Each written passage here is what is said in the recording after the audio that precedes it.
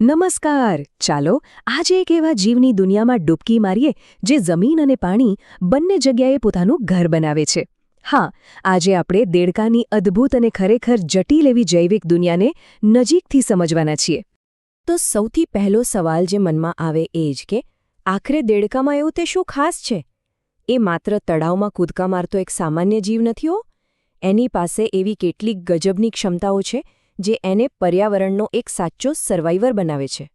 તો આપણી આ સફરમાં આપણે શું શું જોવાના છીએ? આપણે એના પરિચયથી શરૂઆત કરીશું, પછી એની બહારની રચના અને ત્વચાને જોઈશું, એ પછી એના પાચન અને શ્વસન તંત્રને સમજીશું. ત્યાંથી આગળ વધીને પરિવહન, ઉત્સર્જન અને ચેતાતંત્રની વાત કરીશું.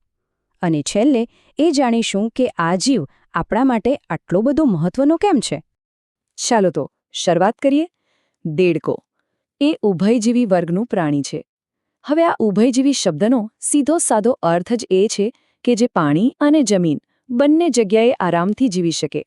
અને આ જ તો એની સૌથી મોટી અને સૌથી ખાસ ઓળખ છે. દેડકાની એક બહુ જ રસપ્રદ વાત એ છે કે એ અસમતાપી છે, એટલે કે શીત રુધિરવાળું પ્રાણી. આનો શું મતલબ થાય? જુઓ, આપણું શરીર કેવું છે? બહાર ગમે તેટલી ગરમી કે ઠંડી હોય, આપણા શરીરનું તાપમાન લગભગ એક સરખું જ રહે છે. પણ દેડકાનું એવું નથી. એના શરીરનું તાપમાન બહારના વાતાવરણ પ્રમાણે જ બદલાયા કરે છે. તો પછી સવાલ એ થાય કે જ્યારે બહાર તાપમાન બહુ જ વધી જાય કે ઘટી જાય, ત્યારે દેડકો શું કરતો હશે? વેલ, એની પાસે બે જોરદાર યુક્તિઓ છે. શિયાળાની કાતિલ ઠંડીથી બચવા માટે એ શીત નિદ્રામાં જતો રહે છે, એટલે કે એક લાંબી શિયાળુ ઊંઘ. અને ઉનાળાની સખત ગરમીથી બચવા માટે એ ગ્રીષ્મ નિદ્રાનો સહારો લે છે. આ બંને વખતે એ ઊંડા ખાડાઓમાં જઈને પોતાની ઊર્જા બચાવે છે. પણ શિકારીઓથી બચવા માટે એનું સૌથી મોટું હથિયાર કયું? એ છે રંગ બદલવાની કમાલની ક્ષમતા, જેને આપણે કેમોફ્લેજ કહીએ છીએ. આનાથી દેડકો ઘાસ, પાંદડા કે માટી સાથે એવો તો ભળી જાય છે કે એના દુશ્મનો એને સહેલાઈથી જોઈ જ નથી શકતા. ચાલો હવે જરા દેડકાના શરીરની બહારની રચના પર ફોકસ કરીએ. એનું શરીર આ બેવડા જીવન માટે કઈ રીતે તૈયાર થયું છે? દેડકાનું શરીર મુખ્યત્વે બે ભાગમાં છે, માથું અને ધડ. એને ગરદન નથી હોતી.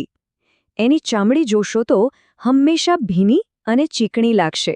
અને એ કેમ, એ આપણે આગળ જાણીશું. એના આગળના પગમાં 4 આંગળીઓ હોય છે, પણ પાછળના પગ મજબૂત હોય છે. અને એમાં 5 જાળીદાર આંગળીઓ હોય છે. આ જાળીદાર રચના એને પાણીમાં તરવા માટે એકદમ પરફેક્ટ બનાવે છે, બિલકુલ હોડીના હલ્લેસાની જેમ. સારું, તો બહારથી તો જોઈ લીધું. હવે જરા દેડકાના શરીરની અંદર ડોકિયું કરીએ અને એના બે સૌથી અગત્યના તંત્રો, પાચન અને શ્વસનને સમજીએ. અને અહીં એક બહુ મોટો અને રસપ્રદ સવાલ ઊભો થાય છે. એક જ જીવ બે સાવ અલગ અલગ વાતાવરણમાં, એટલે કે પાણીની અંદર અને જમીનની ઉપર શ્વાસ કઈ રીતે લઈ શકે? આ જ તો એની ઉભયજીવી લાઇફસ્ટાઇલનું સૌથી મોટું રહસ્ય છે. અને આ રહસ્યનો જવાબ છે એની ડ્યુઅલ રેસ્પિરેશન સિસ્ટમમાં. જ્યારે દેડકો પાણીમાં હોય છે ને, ત્યારે એ પોતાની ભીની ચામડીથી સીધો જ ઓક્સિજન શોષી લે છે. અને જ્યારે એ જમીન પર હોય, ત્યારે બિલકુલ આપણી જેમ જ ફેફસાનો ઉપયોગ કરીને શ્વાસ લે છે. વિચારો, એક જ શરીરમાં બે અલગ અલગ સિસ્ટમ. આ કુદરતનું કેવું અદ્ભુત અનુકૂલન છે. હવે એના પાચનની વાત કરીએ. ખોરાક એના મોઢામાંથી અન્નનળીમાં જાય, ત્યાંથી જઠરમાં, જ્યાં એનું પાચન થાય. પછી ખોરાક આંતરડામાં જાય અને છેલ્લે અવસારણી મારફતે કચરો બહાર નીકળી જાય. દેડકો માંસાહારી છે, એટલે એનું આંતરડું શાકાહારી પ્રાણીઓ કરતાં ઘણું ટૂંકું હોય છે, કારણ કે માંસને પચાવવામાં ઓછો સમય લાગે છે. ખોરાક પચી ગયો, શ્વાસ લેવાઈ ગયો. હવે વારો છે આખા શરીરમાં પોષક તત્વો અને ઓક્સિજન પહોંચાડવાનો, અને જે નકામો કચરો બન્યો છે એને બહાર કાઢવાનો. આ કામના કેન્દ્રમાં છે દેડકાનું હૃદય. આપણા હૃદયમાં 4 ખાના હોય છે, બરાબર? પણ દેડકાના હૃદયમાં માત્ર 3 જ હોય છે, 2 કર્ણક અને 1 ક્ષેપક. આના લીધે શું થાય કે ઓક્સિજનવાળું અને ઓક્સિજન વગરનું લોહી થોડું મિક્સ થઈ જાય છે. પણ કારણ કે દેડકા શીત રુધિરવાળા છે, એમની એનર્જીની જરૂરિયાત ઓછી હોય છે, એટલે આ મિશ્રિત લોહીવાળું તંત્ર પણ એમના માટે બરાબર કામ કરી લે છે.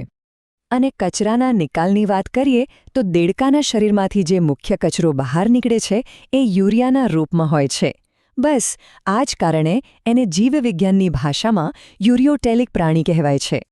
હવે આપણે દેડકાના બોડીના કંટ્રોલ સિસ્ટમ એટલે કે એના ચેતાતંત્ર પર અને એ કઈ રીતે પોતાની નવી પેઢી બનાવે છે એટલે કે એના પ્રજનન તંત્ર પર એક નજર નાખીએ. પ્રજનન તંત્રમાં નર અને માદા દેડકાની રચનામાં એક મુખ્ય તફાવત છે. નર દેડકામાં શુક્રપિંડોની જોડી કિડની સાથે જોડાયેલી હોય છે, જ્યારે માદા દેડકામાં જે અંડપિંડો હોય છે એ કિડની સાથે જોડાયેલા હોતા નથી. અને હવે જે આંકડો આવે છે એ જાણીને તમને ચોક્કસ આશ્ચર્ય થશે. એક માદા દેડકો એક જ વખતમાં લગભગ 2500થી 3000 જેટલા ઈંડા મૂકી શકે છે. આ ઈંડાનું ફલન શરીરની અંદર નહીં પણ બહાર પાણીમાં થાય છે. ઈંડામાંથી જે નાનકડું બચ્ચું નીકળે છે એને આપણે ટેડપોલ તરીકે ઓળખીએ છીએ. આ ટેડપોલ પછી એક જાદુઈ પ્રક્રિયામાંથી પસાર થાય છે, જેને રૂપાંતરણ કહે છે. એમાં એની પૂંછડી ગાયબ થઈ જાય છે, પગ ઉગી નીકળે છે અને એક પુખ્ત દેડકો બની જાય છે. તો આટલી બધી જૈવિક માહિતી જાણ્યા પછી હવે એ સમજવાનો સમય છે કે આ જીવ આપણા માટે એટલે કે માણસો અને આખા પર્યાવરણ માટે આટલું બધું મહત્વપૂર્ણ કેમ છે. દેડકાનું મહત્વ ઘણું છે. પહેલી વાત, એ ખેડૂતોના મિત્ર છે. એ પાકને નુકસાન કરતા હજારો જીવજંતુઓને ખાઈ જાય છે અને આપણા પાકનું રક્ષણ કરે છે. બીજું, એ પોતે પણ સાપ જેવા બીજા જીવોનો ખોરાક બને છે. આમ એ આહાર શૃંખલાની એક ખૂબ જ મહત્વની કડી છે અને પર્યાવરણનું સંતુલન જાળવવામાં મદદ કરે છે. અને હા, કેટલાક દેશોમાં તો લોકો એના માંસલ પગ ખોરાક તરીકે પણ ખાય છે. અંતમાં એક વિચારવા જેવો સવાલ. દેડકા જેવા જીવોની હાજરી એ તંદુરસ્ત પર્યાવરણની નિશાની ગણાય છે. જો એમની સંખ્યા ઘટી રહી હોય તો સમજી લેવાનું કે આપણા પર્યાવરણના સ્વાસ્થ્યમાં કંઈક ગડબડ છે.